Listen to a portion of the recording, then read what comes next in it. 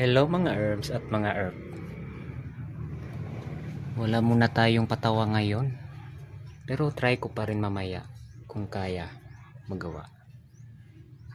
Medyo na busy lang. Oy, meron kaming inasikaso ba sa kapitbahay.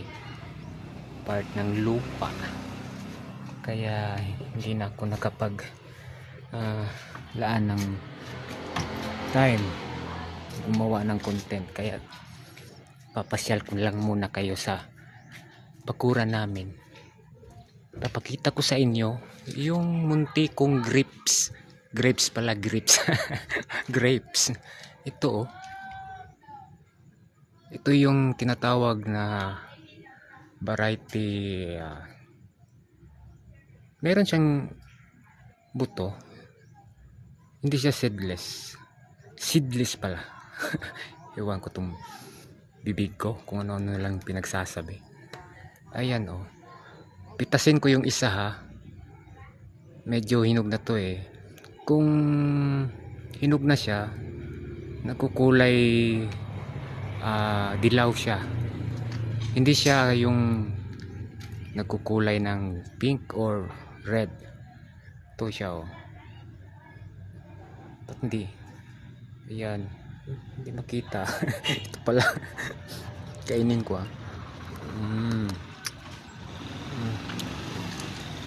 Dati marami itong bunga eh. Ngayon hindi pa niya sisot. Ito siya oh. Nilagyan ko ng mga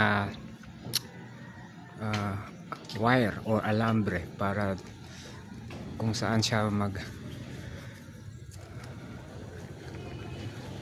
ayan dito.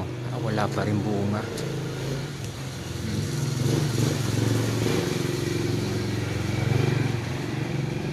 Ito naman yung munti kong alagang si Mingkay.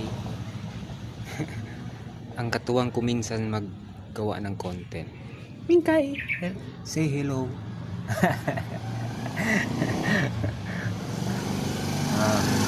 Maya kain na tayo. Relax, take it easy. Okay. Ito yung bakuran namin. Bahay ng kapatid ko. Yan. Ito naman sa akin. Yung motor ko naman, pinapayungan ko.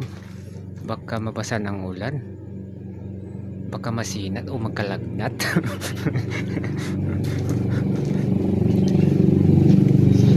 Yun. May kapitbahay. Okay, thank you mga herbs sa panonood. See you.